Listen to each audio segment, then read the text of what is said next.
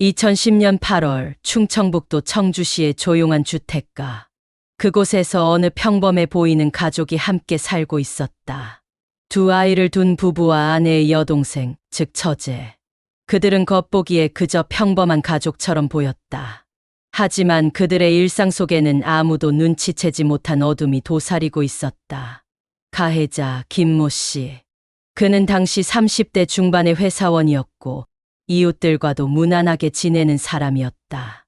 아이들에게는 다정했고 아내에게도 특별한 문제를 보이지 않았다. 그러나 그의 속내는 누구도 알지 못했다. 그는 오랫동안 자신의 처제에게 잘못된 감정을 품고 있었다. 그것은 처음엔 단순한 호기심이었지만 점차 집착으로 변해갔다. 처제는 대학교 방학을 맞아 언니 집에서 머물고 있었다. 그녀는 밝고 활달한 성격이었고 언니와도 사이가 좋았다.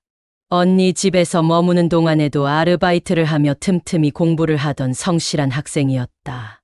하지만 그녀는 형부의 시선을 불편해하고 있었고 언니에게 그에 대해 몇 번 이야기한 적도 있었다. 그러나 아내는 남편을 신뢰했고 대수롭지 않게 넘겼다.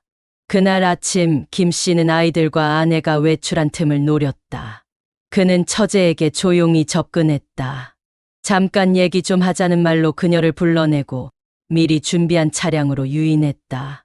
그녀는 처음엔 의심하지 않았지만 차량이 평소와 다른 방향으로 향하자 불안감을 느끼기 시작했다.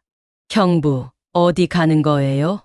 그는 아무 대답 없이 차를 계속 몰았다. 외진 도로에 접어들자 그녀는 공포에 휩싸였다. 차량이 멈춘 곳은 인적이 드문 산속. 그는 차량 안에서 그녀를 위협했고 저항하는 그녀를 억눌렀다. 그날 오후 처제는 김 씨에 의해 성폭행당하고 살해됐다. 그는 그녀의 시신을 근처에 유기하고 마치 아무 일도 없었던 것처럼 집으로 돌아왔다. 그날 저녁 가족들은 처제가 돌아오지 않는다는 사실에 걱정하기 시작했다. 김 씨는 능숙하게 놀라는 척했고 아내와 함께 경찰에 실종 신고를 하러 갔다. 그는 경찰 앞에서 처제가 마지막으로 누구를 만났는지 모른다고 말하며 걱정하는 가장의 모습을 연기했다. 며칠이 흘렀다. 언론에서도 젊은 여대생의 실종 사건을 보도하기 시작했고 시민 자원봉사자들이 수색 작업에 나섰다.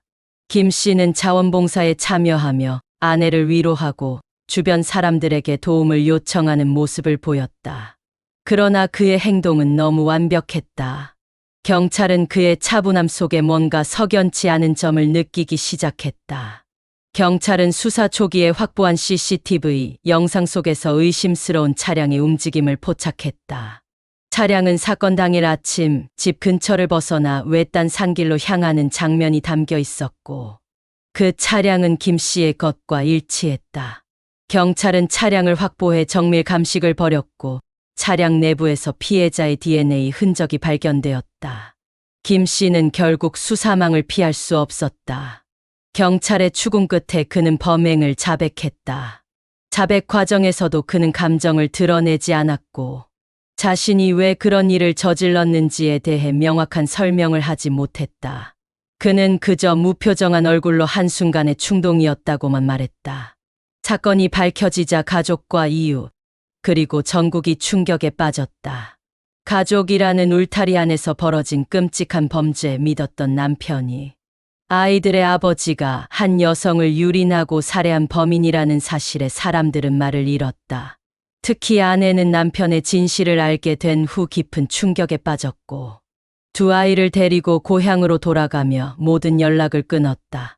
김 씨는 강간, 살인, 사체유기 혐의로 기소되었고 무기징역을 선고받았다. 재판 과정에서도 그는 반성의 기미를 보이지 않았고 유가족들에게 사과 한마디 하지 않았다. 피해자의 부모는 법정에서 오열하며 우리 아이가 마지막에 얼마나 무서웠을까라는 말만 되풀이했다. 사건 이후 청주 지역에는 괴담이 돌기 시작했다. 그 산길 근처에서 여성의 울음소리가 들린다. 밤이 되면 하얀 옷을 입은 여자가 도로에 서 있다는 이야기들이 퍼졌고 일부 주민들은 해당 지역을 피하기 시작했다. 피해자의 명복을 비는 작은 제단이 만들어졌고 지나가는 사람들은 촛불을 밝히며 고개를 숙였다. 이 사건은 단순한 강력 범죄 그 이상이었다. 그것은 사람들의 신뢰, 가족이라는 관계, 그리고 인간의 본성에 대한 근본적인 공포를 불러일으켰다. 누구보다 가까운 사람이 가장 안전해야 할 존재가 괴물이 될 수 있다는 사실. 그리고 그 괴물은 우리가 눈치채지 못한 사이에 아주 오래 전부터 우리 곁에 있었는지도 모른다는 사실이 사람들을 더욱 소름 끼치게 만들었다. 오늘날에도 이 사건은 많은 이들에게 씻을 수 없는 상처로 남아있다. 그리고 그 이야기는 마치 괴담처럼 사람들의 입에서 입으로 전해지고 있다. 그날 이후 그 집을 지났던 사람들, 그 도로를 지나쳤던 사람들 모두가 이 사실 하나만큼은 기억하고 있다. 괴물은 멀리 있지 않다. 그것은 때로 가장 가까운 곳에 숨어 있다. 영상이 유익하셨다면 구독과 좋아요, 알림 설정 부탁드립니다.